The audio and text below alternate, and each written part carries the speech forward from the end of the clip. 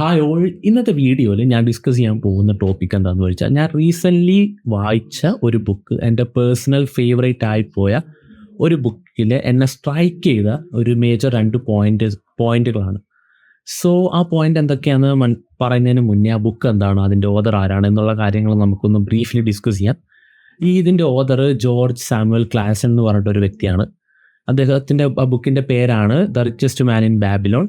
അതിൻ്റെ ഒരു മലയാളം വേർഷനാണ് ഞാൻ വായിച്ചത്. ബാബിലോണിലെ ഏറ്റവും ധനികനായ മനുഷ്യൻ എന്ന് പറഞ്ഞിട്ടൊരു മലയാളം പരിഭാഷ ചെയ്തിട്ടുള്ള ബുക്കാണ് ഞാൻ വായിച്ചത്. ഇതിനകത്ത് കുറേ അധികം പോയിന്റ്സ് ഉണ്ട്. ഈ ബുക്ക് മേജർലി പറയുന്നത് ഫൈനാൻഷ്യൽ ഫ്രീഡം എങ്ങനെ അച്ചീവ് ചെയ്യാം, ഫിനാൻഷ്യലി ഉള്ള കാര്യങ്ങളാണ് കൂടുതലും ഈ ബുക്ക് ഡിസ്കസ് ചെയ്യുന്നത്. എന്നാൽ പോലും നിങ്ങൾക്ക് കുറച്ചുകൂടി ഒരു ഫിനാൻഷ്യൽ ഫ്രീഡത്തിന് എങ്ങനെ ഒരു ഫൗണ്ടേഷൻ ഇടാം, എവിടെ നിന്ന് തുടങ്ങാം, ഒരു ബേസ് ലെവലിൽ നിന്ന് എങ്ങനെ സ്റ്റാർട്ട് ചെയ്യാം എന്നുള്ളൊരു കാര്യം ഈ ബുക്ക് വളരെ അടിപൊളിയായിട്ട് കവർ ചെയ്യുന്നുണ്ട്. സോ അത് തന്നെയാണ് ഈ ബുക്ക് എന്നെ കൂടുതലായിട്ട് സ്ട്രൈക്ക് ചെയ്തത്. എൻ്റെ ഒരു പേഴ്സണൽ, ഞാൻ ഇതുവരെ വായിച്ചതിൽ എൻ്റെ ഒരു പേഴ്സണൽ ഫേവറേറ്റ് ആണ് ഈ ബുക്ക്.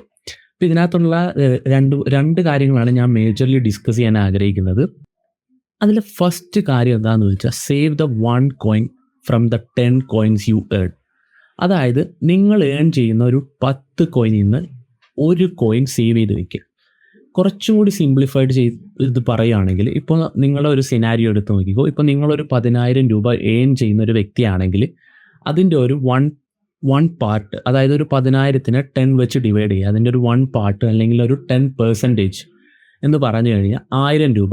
അതായത് നിങ്ങൾക്കിപ്പോൾ ഒരു 10,000 രൂപ സാലറി കിട്ടുന്നുണ്ടെങ്കിൽ, അല്ലെങ്കിൽ നിങ്ങൾക്ക് ഏൺ ചെയ്യുന്നുണ്ടെങ്കിൽ അതിൻ്റെ ഒരു 1000 രൂപ നിങ്ങൾ സേവ് ചെയ്ത് വെക്കുക.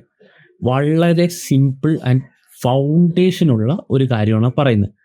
നിങ്ങൾക്കൊരു ഫിനാൻഷ്യൽ ഫ്രീഡം അച്ചീവ് ചെയ്യണമെങ്കിൽ ആദ്യം ചെയ്യേണ്ട കാര്യം ഫണ്ട് സേവ് ചെയ്ത് വെക്കുക. അത് ബിഫോർ യു സ്പെൻഡ്, നിങ്ങൾ സ്പെൻഡ് ചെയ്യുന്നതിന് മുന്നേ തന്നെ സേവ് ചെയ്ത് വെക്കുക എന്നുള്ള കാര്യമാണ് ഈ ബുക്കിൽ എന്നെ ഏറ്റവും കൂടുതൽ സ്ട്രൈക്ക് ചെയ്ത പോയിന്റ്. അതിന് കുറേ അധികം കാര്യങ്ങളുണ്ട്. അതായത് നിങ്ങൾ ഒന്ന് ആലോചിച്ച് നോക്കുക, നിങ്ങൾക്ക് 10,000 രൂപ സാലറി ഉണ്ട്. സപ്പോസ് ഇപ്പോൾ ഒരു ജനറൽ സിനാരിയോ ആലോചിച്ചാൽ മതി. നിങ്ങൾക്ക് 10,000 രൂപ സാലറി ഉണ്ട്. സോ നിങ്ങൾ ഓരോ മാസം സാലറി കിട്ടുമ്പോഴും നിങ്ങളൊരു 1000 രൂപ വെച്ച്, അതായത് അതിൻ്റെ 10% അല്ലെങ്കിൽ അതിൻ്റെ ഒരു പങ്ക് നിങ്ങൾ സേവ് ചെയ്ത് വെക്കുകയാണ്. 10%, അതായത് 1000 രൂപ.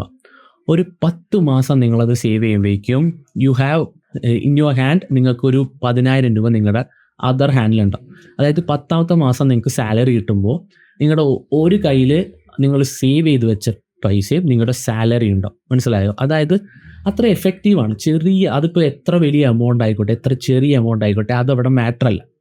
ആ ഒരു സേവിങ് ഹാബിറ്റ് സ്റ്റാർട്ട് ചെയ്യുക, അതായിരിക്കും നമ്മുടെ ഫിനാൻഷ്യൽ ഫ്രീഡത്തിലേക്കുള്ള ഫസ്റ്റ് ഫൗണ്ടേഷൻ. സോ അതൊരു വളരെ ഇമ്പോർട്ടൻ്റ് ആയിട്ടുള്ളൊരു പോയിൻ്റ് ആയിട്ട് എനിക്ക് ഫീൽ ചെയ്തു. സോ അതെന്നെ ഞാനത് പേഴ്സണലി ഫോളോ ചെയ്യുന്നുണ്ട്. ഇപ്പോൾ എനിക്ക് എപ്പോൾ സാലറി കിട്ടിയാലും അതിൻ്റെ ഒരു പെർസെൻറ്റേജ് ഞാൻ ഡയറക്റ്റ്ലി സേവ് ചെയ്ത് വെക്കുന്നുണ്ട്. ഇനി രണ്ടാമത്തെ പോയിന്റ് നമുക്ക് ഡിസ്കസ് ചെയ്യാം. ഡോണ്ട് ഈറ്റ് യുവർ ചിൽഡ്രൻ എന്നുള്ളൊരു കാര്യമാണ് ഇതിനകത്ത് പറയുന്നത്. അതായത് നിങ്ങൾ നിങ്ങളുടെ കുട്ടികളെ തിന്നു എന്നുള്ളൊരു കാര്യമാണ് ഇതിനകത്ത് നമ്മളോട് ക്വസ്റ്റ്യൻ പോലെ ചോദിക്കുന്നുണ്ട് ഈ ഒരു ബുക്കിലൊരു പോർഷനിലെത്തുമ്പോൾ. അത് എന്നെ ശരിക്കും ഇരുത്തി ചിന്തിപ്പിച്ചൊരു കാര്യമാണ്. അതായത് ഇപ്പോൾ നമ്മൾ സേവ് ചെയ്ത കാര്യം പറഞ്ഞു, നമ്മൾ ഫിനാൻഷ്യൽ ഫ്രീഡത്തിലേക്ക് എത്താൻ വേണ്ടി നമ്മൾ ഫണ്ട് സേവ് ചെയ്യുന്ന കാര്യം പറഞ്ഞു. നമ്മുടെ 10% എമൗണ്ട്, നമ്മൾ ഏൺ ചെയ്യുന്ന എമൗണ്ടിൻ്റെ 10% സേവ് ചെയ്യുന്ന കാര്യം പറഞ്ഞു. സോ അത് നമ്മൾ വൈസ്ലി ഇൻവെസ്റ്റ് ചെയ്ത് കഴിഞ്ഞാൽ ആ മണി ഗ്രോ ചെയ്യാൻ നമുക്ക് സാധിക്കും. മനസ്സിലായോ? അതായത് ഇപ്പോൾ ഞാൻ പ്രീവിയസ്ലി പറഞ്ഞ എക്സാമ്പിൾ വെച്ച് കമ്പയർ ചെയ്ത് നോക്കിയാൽ മതി. നിങ്ങളൊരു 10,000 രൂപ 10 മാസം കൊണ്ട് സേവ് ചെയ്തു. അത് നിങ്ങൾ വൈസ്ലി ഏതെങ്കിലും ഒരു ഇൻവെസ്റ്റ്മെൻറ്റിലേക്ക് ഇടുവാണ്. അതായത് ഇപ്പോൾ ഒരു ഗോൾഡ് ആയിക്കോട്ടെ, മ്യൂച്വൽ ഫണ്ട് ആയിക്കോട്ടെ, അല്ലെങ്കിൽ റിയൽ എസ്റ്റേറ്റ് ആയിക്കോട്ടെ, എന്ത് വേണമെങ്കിലും ആയിക്കോട്ടെ, അതിലേക്ക് നിങ്ങൾ ഇടുവാണെങ്കിൽ മേ ബി ഒരു 2 months കഴിയുമ്പോൾ നിങ്ങൾക്ക് അതിൽ നിന്നൊരു റിട്ടേൺ കിട്ടും.